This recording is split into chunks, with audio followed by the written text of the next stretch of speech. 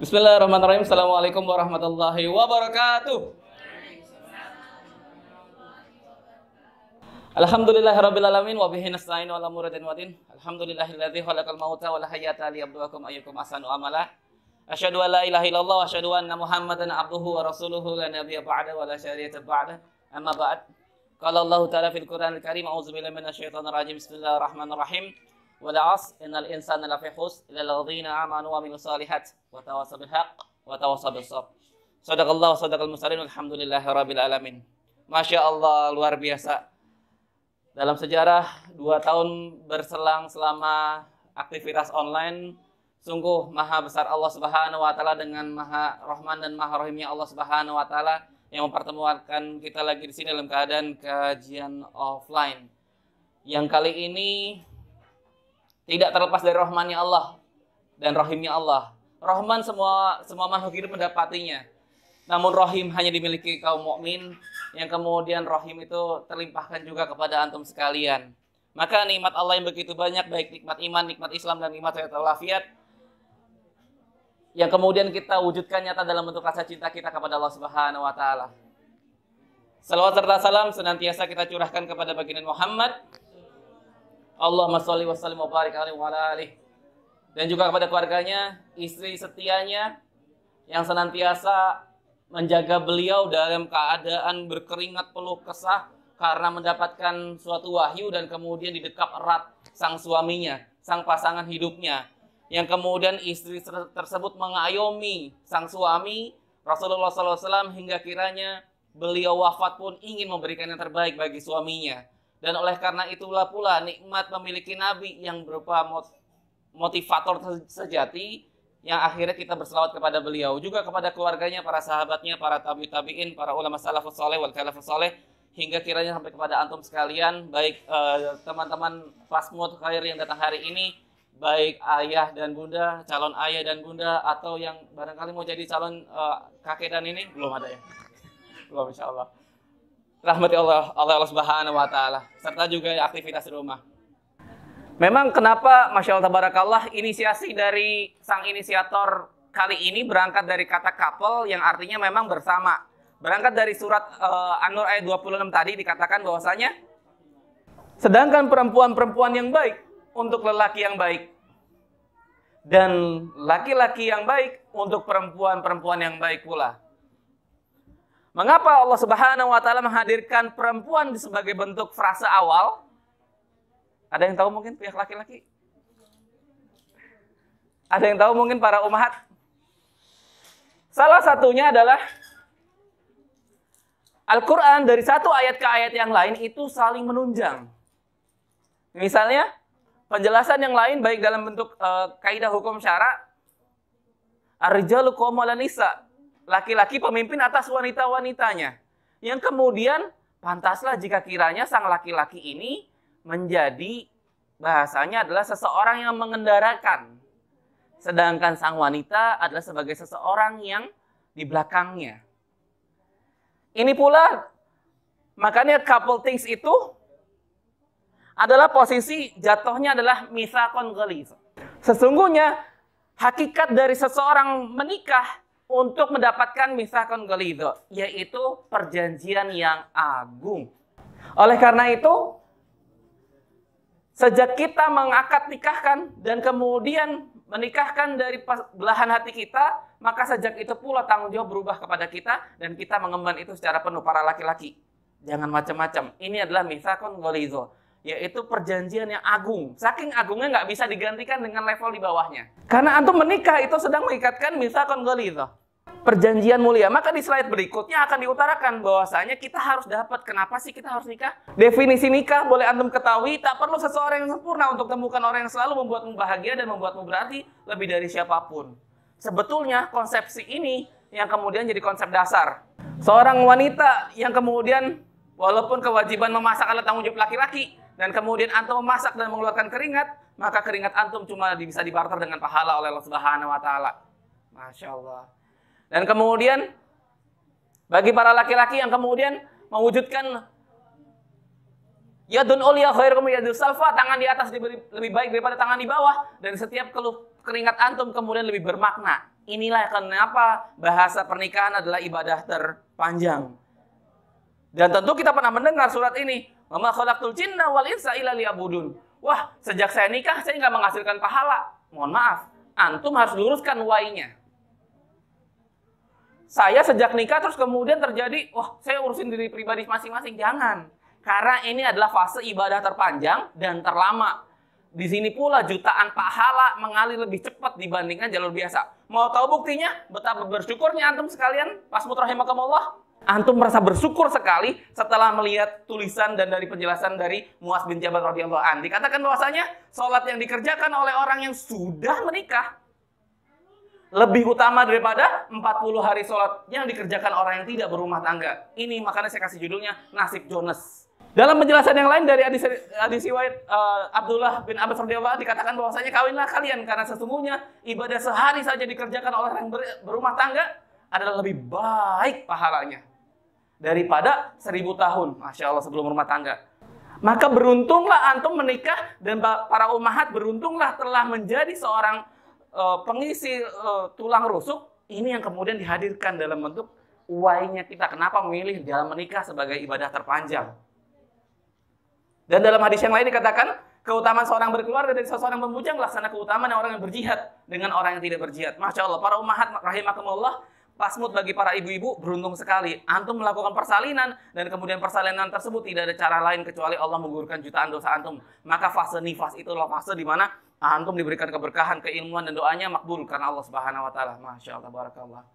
Justru kenapa laki-laki proses nifasnya seorang istri, proses riayah itu terjadi. Di episode berikutnya, maka kalau kita sudah sadar tentang why, maka berikutnya adalah jangan pernah berhenti di satu titik. Karena gak mau belajar, otomatis penghidupan itu akan sempit. Sebagaimana Allah mengutarakan sendiri dalam bentuk surat At-Taha ayat 124. Ya, kemudian antum telah mengetahuinya bahwasanya ma'isyah tadongka, yang kemudian Allah memberikan ma'isyah, penghidupan yang sempit. Karena apa? Karena bahasanya waman. Dan barang siapa, orang semuanya, itu yang kemudian tidak mewujudkan pencarian ilmunya. Ah, saya udah nikah kok, saya udah cukup. Wah, saya punya jutaan kuota kok, saya sudah cukup. Saya nggak perlu kemudian tabarukan ataupun talaki dengan cara bertemu seperti ini, biliko ataupun bil halako. Sesungguhnya fase itu adalah efeknya ini di endingnya. Allah Subhanahu wa taala menghadirkan ma'isyatan dongka yang kemudian penghidupan yang sangat sempit. Makanya di efek berikutnya kalau kemudian salah satu selebritas yang kemudian menikah dan kemudian menikah tersebut hanya sekedar semalam, walaupun dengan kalimatnya nikah sir, tapi tidak dihadirkan lillahi ta'ala dalam proses pernikahannya, ternyata bisa jadi ia tidak memiliki ilmu. Apa berikutnya? Ya tidak tahu, tiba-tiba lagi asik ngejar dunia, tahu-tahu meninggal. Maka jangan sampai kemudian why kita sudah kuat nih, wah saya memilih menikah karena pahalanya lebih banyak. Tapi kemudian sekedar proses itu doang tanpa mempelajari ilmu-ilmu di bawahnya akan bermasalah. Maka kalau misalnya dilihat selanjutnya, ya saya nggak berilmu. Ya udah jangan ikutin saya juga tersesat. Inilah kenapa antum ditakdirkan Allah Subhanahu wa taala di surat At-Taubah ayat 36 di hari ini datang berkaitan dengan Arba'atul Hurum, 4 bulan mulia. Apa? Jika kiranya antum melangkahkan dalam kebaikan, Allah lipat gandakan kebaikan itu pula hari ini juga. Begitu pula seseorang yang belum melakukan keburukan di bulan ini, maka akan lipat gandakan keburukan pula. Masya Allah, tabarakallah. Antum selangkah lebih maju hari ini dibandingkan pasmut-pasmut yang lain yang belum sempat melangkahkan kaki ke sini. Maka tugas kita setelah sadar definisi why, kenapa kita menikah karena lillah, karena banyak pahala, jutaan pahala, karena ibadah terpanjang terjadi di sini, maka antum kejar fase ini. Status ini antum kejar. Agar apa? Agar tidak tersesat kembali. Sehingga kenapa tadi saya buka dengan wal asr. Innal insana lafi khusr illa alladzina amanu wa amilus shalihat wa tawassaw bil haqq wa tawassaw bis sabr. Bahwasanya ya pasti kita itu manusia dan benar-benar dalam keadaan merugi. Menangnya para pasmut adalah di era ini, era status antum. Eranya antum. Antum melakukan sholat ibadah dikalikan 1000 kali lipat. Antum sedekah, antum dikalikan 1000 kali lipat. Para jomblo, antum sudah meninggalkan. Antum meninggalkan para kaum-kaum jomblo itu. Maka bahasa fastabiqunal khairat terjadi di sini. Antum lebih layak masuk ke dalam jannahnya Allah Subhanahu wa taala kalau dibandingkan para jomblo-jomblo. Apalagi kemudian antum menghadirkan pernikahan ini karena lillah. Masya Allah, tabarakallah. Maka Oleh karena itu dalam keilmuan janganlah kemudian antum mencari ilmu-ilmu yang bukan dari Allah Subhanahu wa taala. Karena khawatir tontonan malah jadi tuntunan. Yang kemudian kebanyakan nonton Ikatan Cinta seperti itulah ntar kita mewujudkannya. Nggak usah jauh-jauh, kita pernah menjumpai seorang ayah ataupun bunda kemudian cuek bebek terhadap anaknya. Ya, akhirnya gambar di samping ini mewujudkan kasih sayang seorang siapa? Ya dia akan menilai secara zahir. Kasih sayang seorang pembantu. Nah, saya mencuplik ini dari kisah nyata yang kemudian ada di Indonesia, nggak jauh-jauh. Masa iya kita udah ummahat yang luar biasa udah menghasilkan pahala sejak persalinan, saat sudah besar, masa kemudian persalinan anak kita yang hebat ini, yang cerdas-cerdas ini, kita jadikan seperti ini? Jangan. Maka pencarian ilmu ini harus berlanjut terus. Oleh karena itu, fase berikutnya adalah, ya udah, fix. Saya selaku ayah muda, fix saya selaku bunda yang muda, yang kemudian saya saat ini akan belajar mewujudkan wahyu tadi dalam bentuk mencari ilmu. Tapi ilmu seperti apa? Tentu antum harus tahu posisi laki-laki dan perempuan itu berbeda. Insya Allah tadi istri saya akan menambahkan kualitas maklumat ini. Tapi setidaknya posisinya berangkat dari adab dulu. Baru memiliki ilmu. Dari ilmu, maka di slide berikutnya akan memperoleh amal. Kita saking gegap gempita menyambut wahyu tadi. Oke, saya akan menjadi seorang ayah yang hebat. Tapi kemudian dalam tindak tanduknya, antum tidak mencari ilmu, tidak tabarukan, tidak mulazamah kepada para masyaikh, para guru, para alim ulama, yang terjadi malah justru amal tersebut tidak sesuai dengan lillah, ataupun tidak ittiba'ur rasul, mengikuti jejak Nabi. Contohnya seperti apa? Biar anak diem, taruhin HP. Diem kan? Iya, diem. Tapi kemudian kan feedbacknya sayang, gitu kalau sebanyak itu. Yang ini kejadian di era sekarang. Mumpung kita masih dihadiahkan Allah Subhanahu wa taala aman-aman anak soleh dan soleha ini, yuk kita bangun wahyu ini, kita sadarkan potensi dan standarisasi kita, sang laki-laki, sang perempuan, sang ayah, sang bunda. Akhirnya sang ayah dan bunda memiliki visi yang sama dalam bentuk adab, ilmu dan amal. Sehingga di fase berikutnya, ini yang kemudian jadi PR besar kita bersama. Berangkat dari surat An-Nur ayat 26 tadi, posisi salah lebih cenderung terjadi seperti halnya kasus janda 3.600 di kota Bekasi. Itu gara-gara apa? Salah satunya adalah kesalahan para laki-laki. Waduh, di mana letak salahnya? Posisinya adalah menjadi pemimpin rumah tangga. Saya habis pulang nih kerja capek. Ambil ini saya minum. Nah, posisi dalam kita laki-laki statusnya ada banyak. Sebagai pria, sebagai suami, sebagai ayah. Saat kemudian kita sebagai suami mencari nafkah, jadikanlah pasangan kita itu sebagai istri. Bukan sebagai selainnya. Kalau kita pulang, datanglah kisah seperti halnya baginda Muhammad SAW kemudian pulang. Dan kemudian saat pulang melihat pintu telah terkunci. Aisyah telah tertidur lelap. Apa yang beliau lakukan? Beliau kemudian bersandar di balik pintu tanpa bermaksud mengetuknya. Ternyata sang istri Sayyidatina Aisyah radhiyallahu anha juga sama lagi nungguin di balik pintu karena beliau tidak ingin membuka. Takutnya sebaik-baiknya wanita adalah di rumah karena sebaik-baiknya aurat adalah di rumah. Maka wanita tersebut akhirnya Aisyah menunggu di balik pintu. Ya udah saling tunggu-tungguan satu dengan yang lain. Masya Allah, tabarakallah. Sehingga inilah pentingnya keilmuan berikutnya sang laki-laki. Saya menjelaskan dari sisi laki-lakiannya. Yang kedua adalah mengajarkan ilmu agama. Jangan sampai rasa bahagia kita menjadi seorang muslim dan mukminat ini berhenti di tangan kita. Kalau bisa tongkat estafet berikutnya ke anak kita yang hebat dan soleh dan soleha ini. Harus lanjut. Nggak boleh kita mendiamkan diri. Wah, kalau begitu saya kan sekolahnya udah belajar tentang Islami. Nanti disekolahkan reguler lagi. Jadinya kayak tadi. Pertanyaan-pertanyaan tadi. Itu kan ujian sekolah dasar kan? Kasih sayang seorang pembantu. Kita hadirkan lagi. Makanya nanti di segmen Al-Ummah Madrasatul Ummah akan ditambahkan. Namun bahasannya laki-laki mohon lebih konsentrasi mengajarkan ilmu agama. Termasuk berarti kita seperti ceret ataupun teko. Kita harus tahu yang keluar dari teko itu tergantung dari masuknya. Kalau masuk yang baik maka keluar yang baik. Wah saya nggak punya maklumat. Ya antum yang keluar kan tidak baik. Pantaslah jika kiranya para umat terus komen. Wah kemudian ini gimana nih kita sering konflik domestik. Nah konflik domestik itu berangkat dari kita kemudian tidak tahu cara mencari keilmuan seperti apa. Maka di poin yang kedua di laki-laki, posisinya seperti itu. Dan di poin-poin yang terakhir, salah satunya melindungi istri dan anak, itu sifat harfiah. Maka sifat hafiz dan harif, itu adalah karakternya laki-laki. Yang hujan, antum pakai jas hujan aja. Oh nggak usah, nggak apa-apa. Justru itu sifat laki-lakinya kita. Tapi kemudian tidak, nanti akan ditambahkan oleh istri saya, bahwasanya kualitas tersebut bergantung kepada kualitas sang suami. Jadi kalau suami masuk surga, otomatis istri akan masuk surga. Tapi kalau istri masuk surga, mohon maaf laki-laki, antum tidak mungkin bisa masuk surga. Laki-laki masuk surga, istri ke bawah. Istri masuk surga, laki-laki nggak tentu ke bawah. Maka dalam penjelasannya, jika kiranya engkau ingin istrimu menjadi guru bagi anakmu, maka engkau pun harus jadi guru bagi anakmu.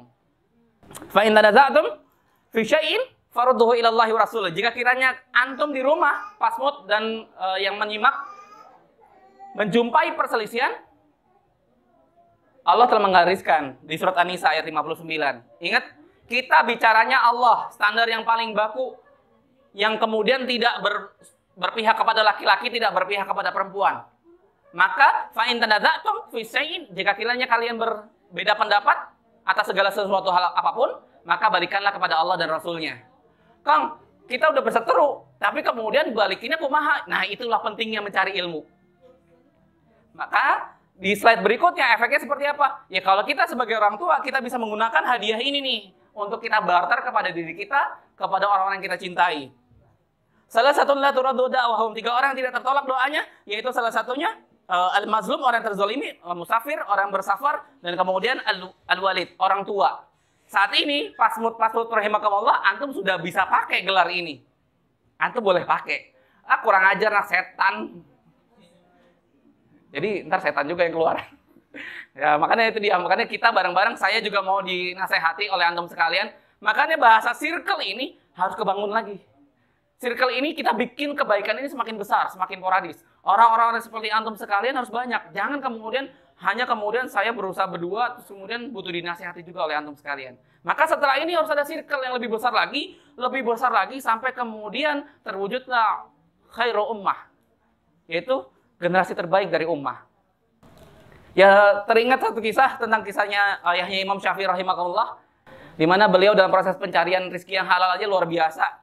Dalam kisahnya beliau kemudian dalam pencarian makan, lapar, dan kemudian menjumpai buah delima di hilirnya sungai. Yang tentu pernah antum mendengarnya, tentu. Di hilirnya semua, kemudian ia memakannya. Tapi baru sebagian kecil ia makan, teringat, ya Allah, ini punya siapa buah delima ini? Maka ia menelusuri sampai ke hulunya sungai, dan kemudian di hulunya sungai dijumpai seseorang yang memiliki pohon delima begitu banyak. Apa yang beliau tanyakan pertama kali?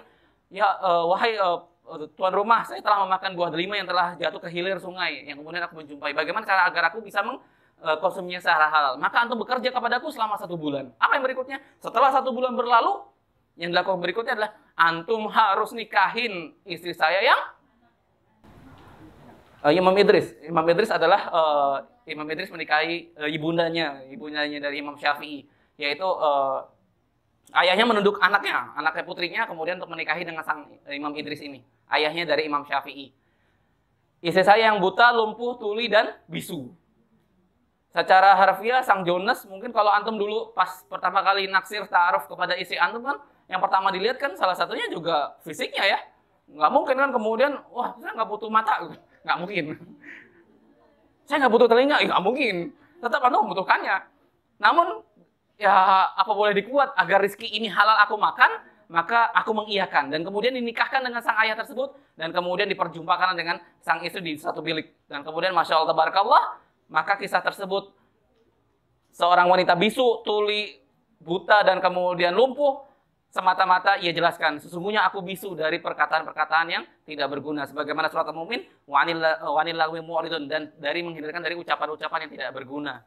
Dan kemudian aku adalah buta, aku tidak menggunakan mataku untuk selain kepada jalan Allah Subhanahu wa taala. Dan aku lumpuh, aku tidak menjalankan kakiku ke dalam kemaksiatan di jalan Allah Subhanahu wa taala. Dan kemudian aku tuli, aku tidak menggunakan telingaku untuk mendengarkan gibah-gibah. Yang ini PR besar bagi wanita berarti. 4 segmen ini. Kita harus menjadi seorang yang buta, tuli, bisu, dan lumpuh. Dalam bentuk penjelasan lillahi ta'ala. Maka di segmen perempuan seperti apa? Mungkin nanti istri saya akan menambahkan untuk menyemangati para ummahat. Tafadhol. Ibunya Imam Syafi'i ketika meninggal oleh suaminya, bapaknya kan meninggal duluan. Ibunya Safi ini bertekad bahwa nanti anaknya ini akan menjadi seorang ulama. Bagaimana seorang ibu menginginkan anaknya sebagai ulama, bahkan karena dia seorang single parent ya, seorang yang tidak mempunyai suami, beliau sudah menginginkan tekad bahwa anak saya menjadi ulama. Beliau sampai ketika anaknya balita, sudah bisa jalan kan, menginginkan bahwa dia setiap melakukan sholat wajib pergi ke masjid untuk mengantarkan Imam Syafi'i. Sampai-sampai ketika menginjak balita juga sekitar 7 tahun lah, setiap ada guru atau ulama, ibunya itu selalu mengantarkan. Dan Imam Syafi'i itu ibunya itu ada di Mekah ya dia.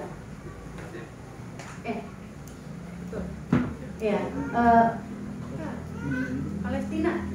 Ya. Ketika di Palestina, ketika mendengar bahwa ada ulama di Mekah, beliau seorang ibunya berjalan dari Palestina ke Mekah. Untuk apa? Agar anaknya menjadi seorang ulama. Tapi lagi-lagi, walaupun al-umum madrasatul ula, kita sebagai guru tetap peran sebagai ayah kepala sekolah.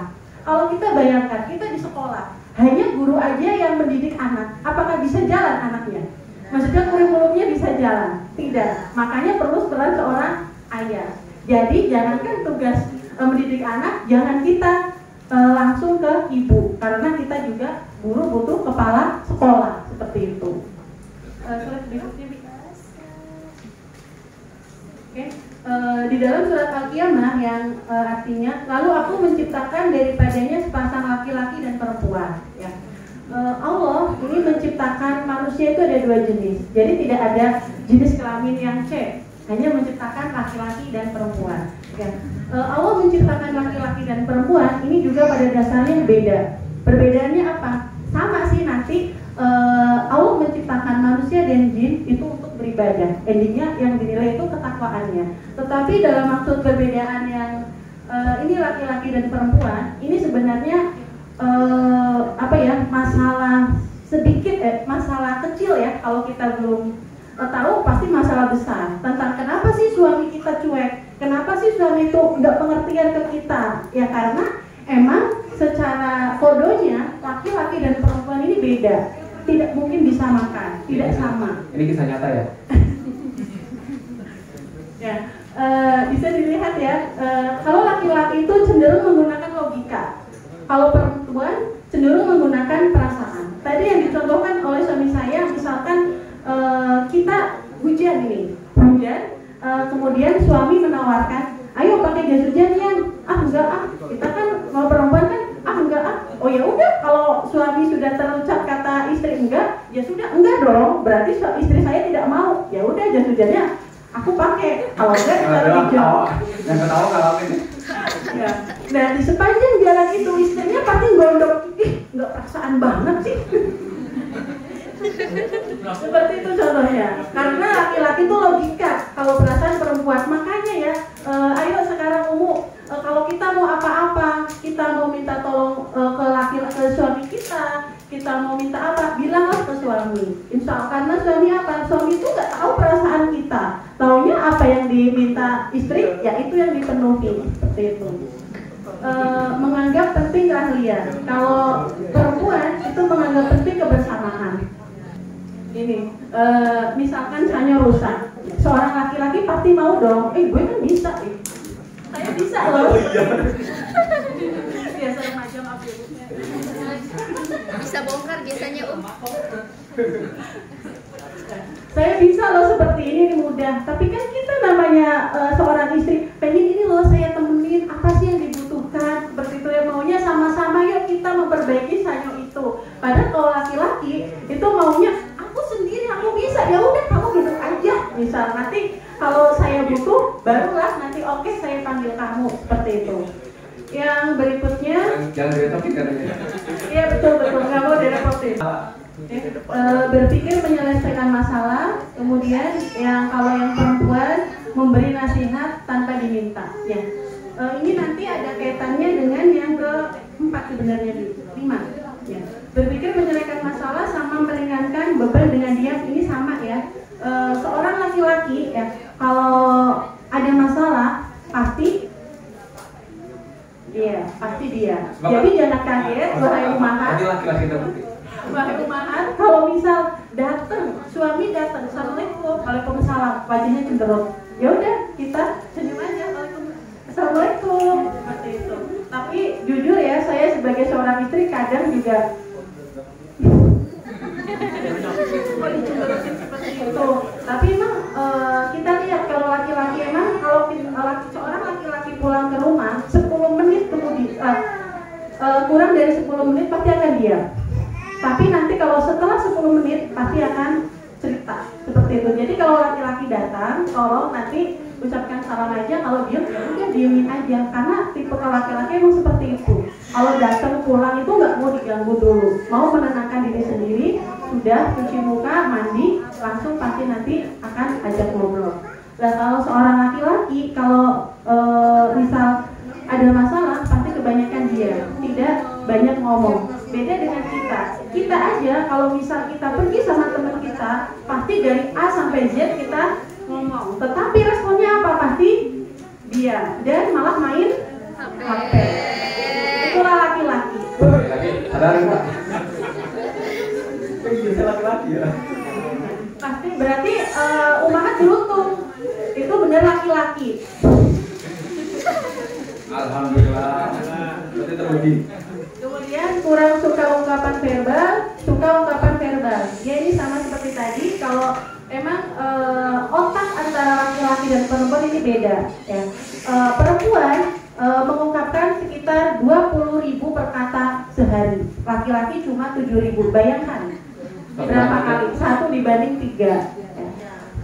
Ya, jadi wajar ya bapak-bapak kalau misal nanti istrinya banyak ngomong. Karena apa? Belum dilampiaskan 20.000 katanya seperti itu. Tetapi wajar juga seorang ibu kalau suaminya pulang banyak diam karena apa? Mungkin kata-katanya sudah habis di luar. Jadi kita kebagiannya apa? Sisanya saja. Dan sebaliknya. Cara menjaga keharmonisan rumah tangga. Ini sebenarnya juga kita masih belajar ya. Kita juga masih seumur jagung ya. Baru 12 tahun kita menikah. Baru ya, baru. Cara menjaga keharmonisan rumah tangga yaitu perlakuan baik dan taat. Ya. Perlakuan baik dan taat ini sama suami dan istri juga harus baik. Istri juga harus baik kepada suami. Kita sebagai istri juga harus taat kepada suami apa yang kita diperintahkan suami, tetapi dengan syarat harus sesuai dengan syariat, sesuai dengan hukum syariat. Kalau melanggar syariat, kita boleh menentangnya, kita boleh menolaknya. Kemudian saling memahami, ya karena kita kan dibesarkan oleh keluarga yang berbeda dan dari tempat yang berbeda. Jadi banyak sekali perbedaan. Jadi kita sebagai seorang suami istri harus saling memahami. Yang berikutnya jujur satu sama lain. Kita di rumah tangga ya karena ibaratnya kan sudah berumah tangga ya, masa remajanya itu sudah direnggut ya sama suami kita. Ya, jadi kita mau jujur sama siapa lagi, mau ngobrol sama siapa lagi, teman kita siapa lagi kalau bukan suami kita. Oke lah kalau kita belum menikah, mungkin kita punya soulmate, teman dekat. Tapi pasti kalau sudah menikah, teman-teman kita ya udah dengan kehidupan masing-masing. Ya yang kita punya hanya suami. Jadi kita harus berbagi jujur sama suami. Suami juga sama, harus jujur sama istrinya. Jangan bilangnya meeting tapi ternyata sama temennya main. Main futsal, ayo, kamu. Ya, saling menghormati.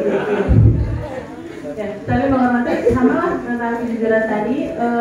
Berikutnya berusaha menyenangkan pasangan. Ya, ini yang berusaha menyenangkan pasangan. Ya, kalau suami ya pulang kan otomatis sudah dari luar ya, dari luar kan kita tidak tahu ya, di luar itu banyak sekarang kan karena tidak diterapkannya hukum Islam, banyak sekali akhwat-akhwat yang tidak menutup aurat dan banyak sekali dandan-dandan yang ya alangkah baiknya kalau suami datang kita sudah Cantik. Tapi dimodalin skincare tuh. itu. Jangan dari cuma modalin daster mau buat apa? Semuanya itu harus modal dari suami. Istri cantik itu karena dikasih modal oleh suami. Kalau istrinya nggak cantik, berarti itu salah di suami. Aduh. Nah, 21.000 kata baru 7.000 kan. Kemudian berusaha menyenangkan pasangan ya tadi ya. Ketika misal suami istri sudah masak, datang ya suami datang, sudah masak, lihatlah meja. Lah, kok masakannya seperti ini terus sih? Jangan seperti itu. Alhamdulillah sudah dimasakin, walaupun masakannya misal asinan atau wah enak sekali ini masakan istriku. Seorang istri kalau misal digituin pasti besoknya malas masak. Iya betul. Yang kita turun dulu ya. 20.000 bro. Jadi selanjutnya maaf. Saya ditulis. Sebelumnya. Satu-satunya teman yang akan ada di dalam kehidupanmu adalah suamimu, ya. Karena kita setelah perkawinan ajab kabul kita sama suami, berarti setelah itu juga teman kita dari teman bangun tidur sampai tidur lagi adalah suami. Maka karena masa muda kita tadi udah lembut, kita mau apa lagi? Karena ibadah sepanjang hidup kita atau ibadah terlama itu adalah menikah. Kita juga masih sama-sama belajar, kita juga masih berusaha menjadi saya berusaha menjadi istri yang terbaik untuk suami saya. Masya Allah, tabarakallah. Mungkin ini kenapa, Masya Allah, sang inisiator acara Couple Things dengan tema Samara ini menghadirkan kali ini kami berdua. Kalau antum boleh lihat baik di sosial media ataupun yang lain sebagainya, ada kalanya suatu informasi itu disampaikan dari satu sudut, yang kemudian, wah, yang sudut yang lain terpojokkan. Sehingga, Masya Allah, tabarakallah, sang inisiator mengundang kami berdua agar kemudian dapat sudut pandang yang adil. Loh, kok kita ketemunya di mana? Di satu bentuk, yaitu satu mikyas, yaitu Islam.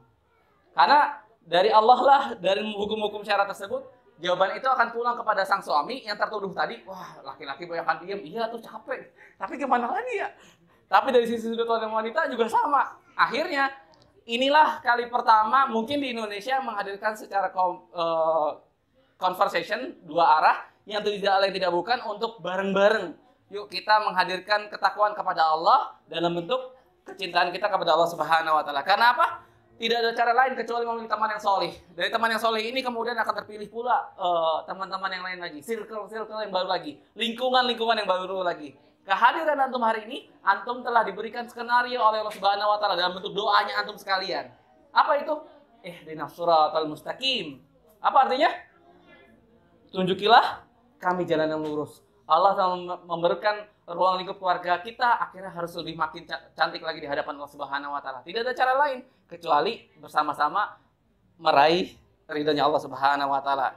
Sehingga jadikanlah teman-teman soleh itu dari mulai terdekat istri kita, maka bikin circle baru lagi. Dalam penjelasan dalam bentuk maqalatul ulama, ruh itu akan berkumpul dengan semayamnya. Maksudnya apa? Ruh yang baik dia akan berkumpul dengan yang baik otomatis. Ruh yang rusak akan bertemu dengan ruh yang rusak juga. Dan oleh itu di slide yang paling terakhir, manfaat dari berteman dengan teman soleh adalah minimal manfaat dapat engkau dapatkan dari teman yang soleh adalah yaitu agar engkau tertahan untuk tidak berbuat maksiatan disebabkan karena duduk bersamanya. Semoga duduk kita kali ini, kesemutan kita kali ini menjadikan suatu semangat baru, circle baru bahwasanya oke, saya sudah punya teman soleh saya, teman sehidup surga saya, istri saya, dan saya akan membentuk lingkungan baru saya untuk semakin jatuh cinta kepada Allah Subhanahu wa taala. Dan oleh karena itu, habis ini saya secara berdua akan memberikan segmentasi berikutnya, sesi berikutnya dalam bentuk up close and personal, dalam bentuk diskusi per segmen, membahas permasalahan-permasalahan tadi yang kemudian kita akan bahas lebih detail dalam bentuk ruang-ruang kecil di FGD, Forum Group Discussion. Baik di segmen perempuan nanti akan diriayah oleh istri saya, nanti akan ditemani oleh salah satu sahabat ummahat. Nanti di pihak laki-laki ada saya, dan nanti dibantu sama pembawa acara insyaallah. Maka di sesi berikutnya saya serahkan untuk sharing membahas permasalahan tersebut di segmen laki-laki. Jadi aib-aib antum terjaga dulu gitu. Dan di segmen perempuan itu juga dibahas, dan kacamatanya yang kita pilih adalah tidak lain tidak bukan adalah Islam sebagai jawaban. Insyaallah demikian. Maka di sesi berikutnya saya serahkan kepada, boleh dalam bentuk circle, boleh mau dalam bentuk lingkaran juga boleh, dari tanya jawab tersebut. Tafadhal masykurah.